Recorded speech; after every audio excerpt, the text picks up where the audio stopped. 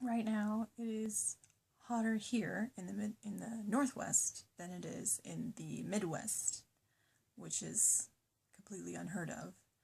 Thankfully, we don't have the humidity that they do down there, and I have lived down there, so I know what it's like. But it's just a really dry, like someone's putting a blow dryer on high in your face all day long, as long as you are outside.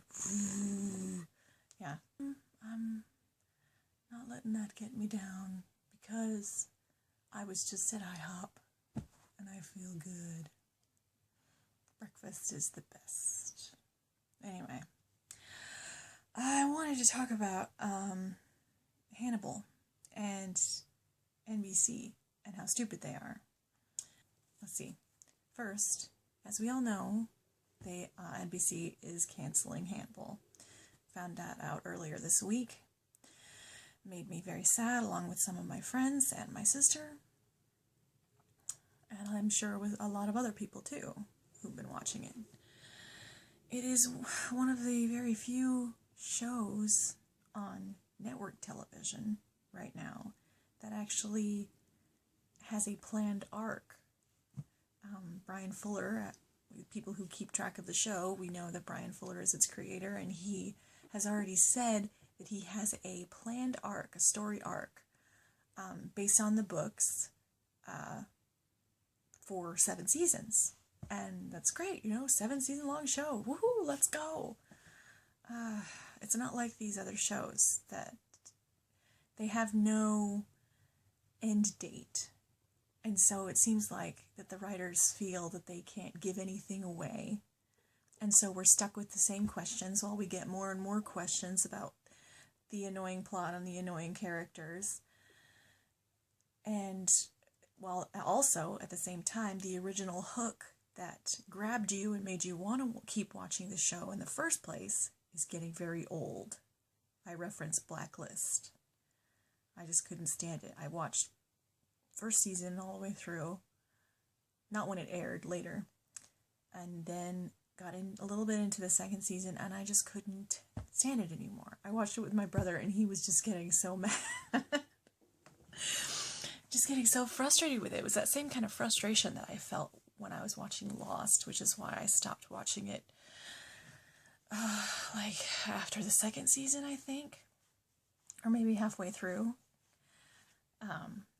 And I feel like the same thing is going to happen with Heroes again, because NBC is rebooting it, actually for the second time, if you think about it, because in the first airing, how long did it go? Three seasons? 2.5? 3? Something like that? I stopped watching it before it ended, so I'm not quite sure.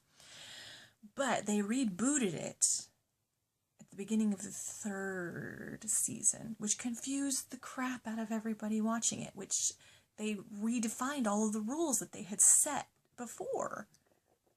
And so they're going to reboot it again, and HRG is back, and I just feel like they're going to fall into the same trap that I just described. So yeah, NBC, you really suck. And I think all of the network television stations, CBS, NBC, Fox, ABC. I was like, which one am I missing? They all need, their comedies are still great, but their dramas. The only way that you could get away with an open-ended plot is pull off a Law and Order, which they did. They were on for, how long? 16, 17 years, something like that, almost 20 years, I'm not even sure. But guess what? NBC canceled that too. I don't know, it just frustrates me.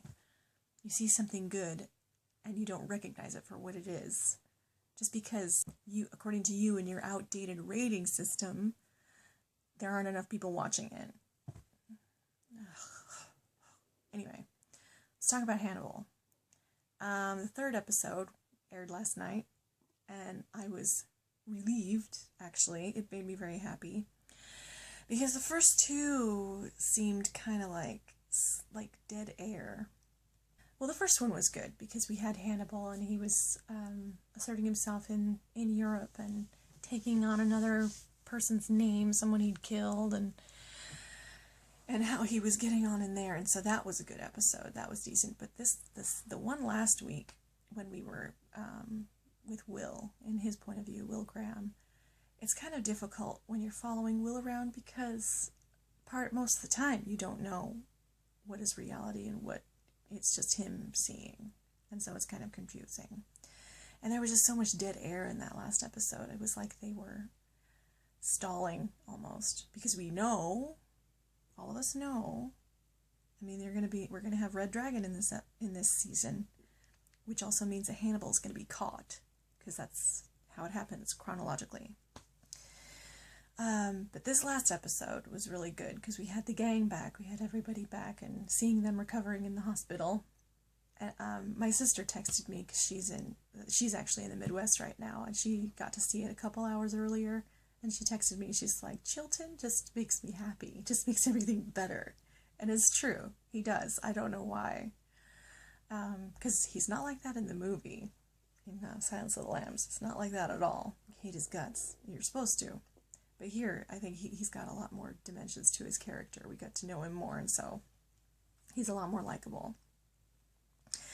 But I just love the fact, like, everybody but Crawford is like, you want to kill him? I want to kill him. Let's go kill him. I'll watch. You go kill him, and I'll watch. I'll bring some popcorn. We'll go find him, and let's kill him. Because they've all been injured physically and mentally, emotionally by Hannibal.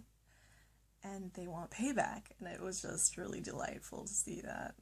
I think the time that went by from when everybody was injured, left for dead in Hannibal's house at the end of last season, to now is supposed to be about 8 months, and so it showed them recovering through that.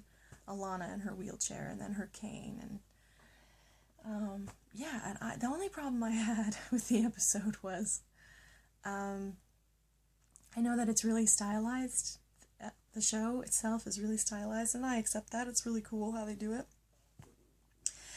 But sometimes it's at the sacrifice of realism, because at least in the hospital, Will had a blanket. When they showed Alana lying there, I was like, please put a blanket on that woman. She's probably very cold. Because, I mean, I've been in the hospital, and you get cold. And there was nothing hooked up to her or anything. She was just lying there in that bare room. It was like almost like a Vogue photo shoot. Sexy hospital patients or something. It was strange. But yeah, that's really the only problem. Oh, and one more thing about how I know they did recast Mason Verger. It sounds, I mean, he's fine the way he plays it. It's just the fact that it sounds just like Brent Spiner playing Dr. Noonien Soong in Star Trek. It sounds just like him. That nasally, elderly voice that he makes. You know. And I noticed that right away, the episode before this one. It's like, he sounds just like Dr. Soong. And my sister agreed with me. So that's the only thing. For me, it's a little distracting, but I'll get over it. Hopefully, Hannibal will be picked up by another conglomerate. I hope, like Community did. Or Community was. They were picked up by Yahoo. Thank heavens. Because I really would like to see the whole story through the 7th season. It really sucks to end it now, because you just get to the Red Dragon part, and Hannibal's going to be captured probably by the end of this season, and then, what? I hope someone picks it up. I've been told that Netflix is very interested, but they have had an agreement with Amazon pretty much since Hannibal started, which is why you see it available only on Amazon. Still, you still have to pay for the episodes, though, even though you're a Prime member, so I feel like they're going to charge the crap out of it. They're the only ones that have the new episodes. I really, really hope it goes to Netflix. But we'll see.